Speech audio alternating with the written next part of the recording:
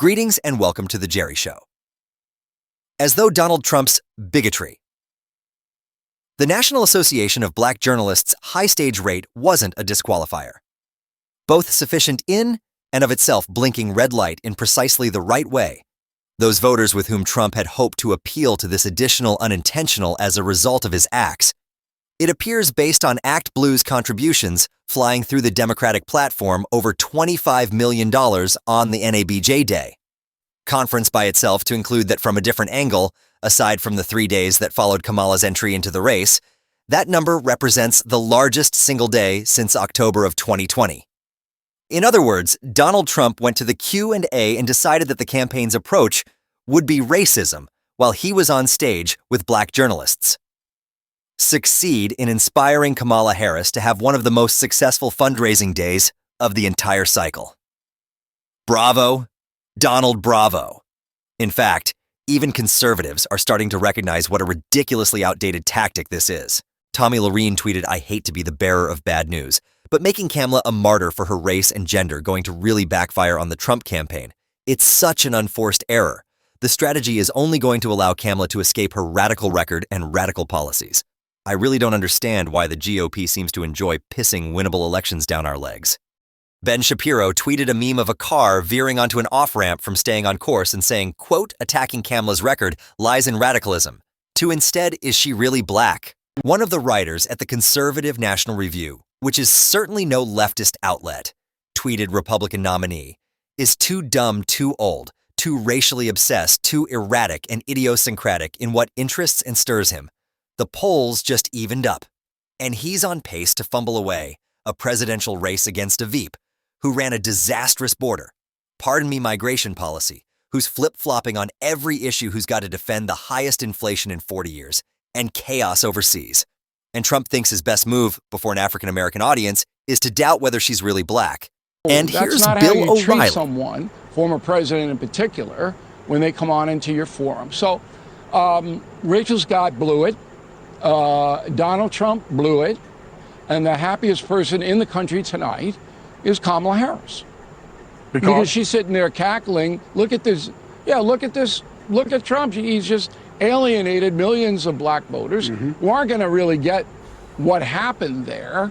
The broadside against Kamala Harris was that she's a phony, that she used one bit of ethnicity to do this, one bit to do that. But Trump didn't articulate it. I mean, hell, even Rick Santorum expressed some deep concern.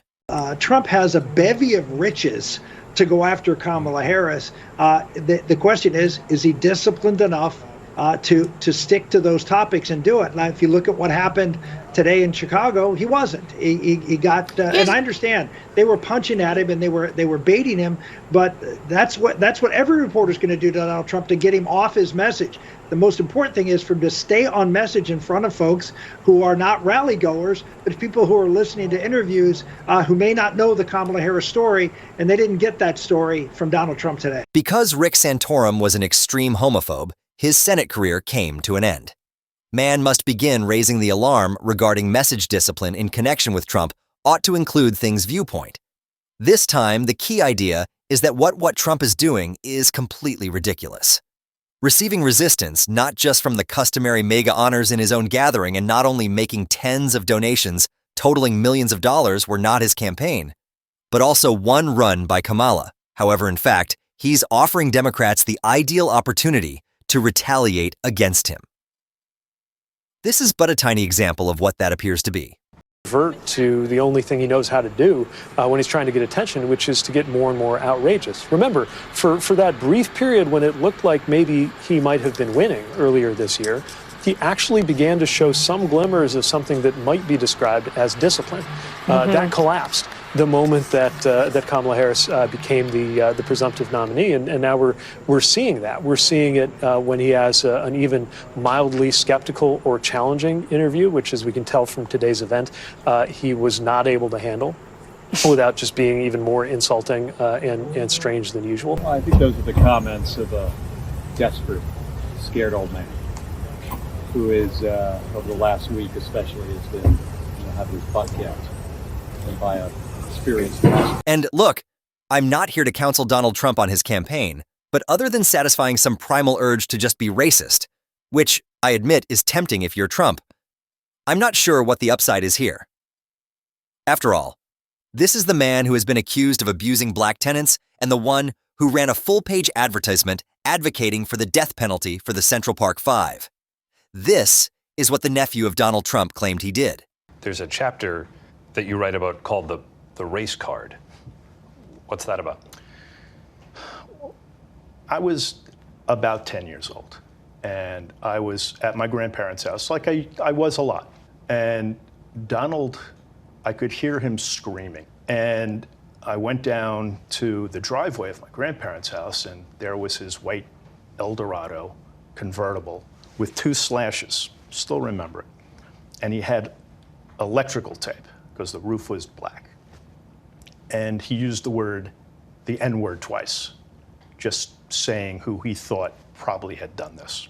You were 10 years old when these comments were allegedly uttered. Right. You sure you remember him that way? Oh, absolutely. He says he doesn't use the word. Okay, he did twice. It almost seems as though this has less to do with strategy and more to do with a terrified, desperate man realizing he's losing and letting his own self show through. The fact that Donald Trump is a bigot at heart is evident, and it is undoubtedly a plus for him personally. After all, he stands to gain some attention back from Kamala Harris, because if there's one thing we know about Trump, it's that he can't physically avoid being the focus of attention for everyone in the world. Therefore, if that means he needs to say something offensive, repulsive, or all three in order to regain the public's attention, then so be it. Since it's obvious that he's not above providing attention, Trump is like water to fish, my suggestion to him would be to simply keep going and fill in as many commas as possible. Keep putting out the effort to avoid upsetting even far-right Republicans like Tommy Lanen and Ben Shapiro, who understand the disastrous nature of this approach. Additionally, keep your distance from young and black voters, who are fully capable of recognizing and accepting the existence of biracial Americans. The argument is that nobody can help Donald Trump because he has a complete team of people who are determined to win in November surrounding him. Brian should let him drown himself and quit trying to help him. And they are powerless over him. I promise you that we really don't need to worry about him following my recommendations if he's not paying attention to them while he blows up his own campaign. The person responsible for the sinking of Donald Trump's ship is him.